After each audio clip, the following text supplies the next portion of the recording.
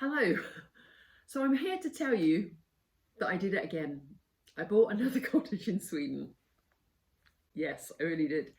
If you watch my last video, you'll see that my original cottage is now lived in by my son and his family here in Sweden. It's him and his partner, and there's 3 children and a 4th one on the way. So they're really filling up a 1-bedroom cottage and hoping to convert the upstairs for more bedrooms shortly. So now that they're living there, I discovered that when I came out, of course, they're in a 1-bedroom cottage, but I've had to stay in Airbnbs, and that's not been ideal. I'm not that close. I've had to rent a car and so on. And so it's quite expensive. And so when they heard that their neighbour, who literally lives just across the road, was selling up her cottage with this incredible garden and this greenhouse that I'm sat in now, they called and said, "You just have to look at this." And I'd been in the cottage, and to be honest, I was like, I'm not that fussed, I'm not that impressed, I would be honest.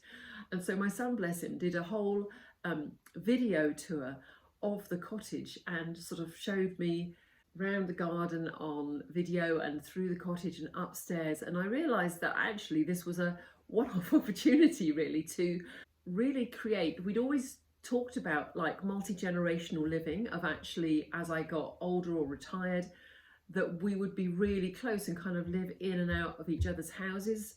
So we'd have kind of somehow our own space, but there would be lots of things that would work for us doing together. And I thought if there ever was an opportunity for us to do that, this cottage presented that. And I'll be honest with you, I think it was this greenhouse that really won me over, because it's just such an incredible space. It's about 4 or 5 times the size of what one might call a greenhouse in the UK. And it's a fabulous space, I thought, for kind of sitting out and reading or writing or entertaining, having fika, that's coffee and cake, with family and friends. But in my head, I thought, I just haven't got that much money. I'd literally just sold my house in the UK and bought a new place. One of my favourite movies is Under the Tuscan Sun, where she goes into this old crumbling villa and just sees this incredible potential and realises that she's got this one-off opportunity. And so, not knowing what the price is, she thinks about what money she's just got from the sale of her house, takes off the cost, and even, I think there's a bit where she sort of says, she talks about chocolate and some car to drive off a cliff when she realises she's made a ridiculous mistake. So she takes off she takes the money she's got and takes off all these extra costs of, the builders and so on. And she says, "This is what I can afford." And she says to the guy, "This is what I can afford." And then there's this lovely moment where something happens and the guy says, yes, she sees this as a sign and signal that she's supposed to have the villa and her offer is accepted. And so in my slightly bonkers mind, I was like, okay, well, let's look at what cash you have. And so I worked out what cash I had from the sale of my flat, what cash I could raise by selling different things on eBay, and what I might have in savings accounts. Totaled that all up, worked out what costs there would be. So there's a tax on buying the property, a small tax, and then I set aside £800, that's probably about $900, for furnishing it with secondhand furniture and furnishings and all the kitchen stuff that I was going to need. And so I took those costs off, and that was what I could afford. And that was quite a bit lower than the lady here had been advised to put this on the market for. But I thought, I've got nothing to lose, and I think I will, again, always regret it if I don't at least give it a go. So with quite a bit of temerity, I guess, is that the right word? I think so. I called my son up and said, "This is what I can afford. I don't want this to be insulting. Do you think this is okay?" And he said, "Let's just put the offer forward." And so he put the offer forward, and then I had a whole day of waiting, maybe it was 2 days, to see whether this offer would be accepted.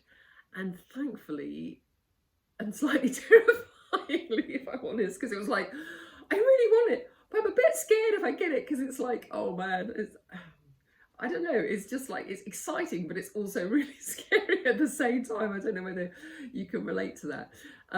So she said yes, and then within a week, which is how it works here in Sweden, she'd drawn up a buying deed, which I think is called a Sherpa Brev. I'm not sure about my pronunciation there.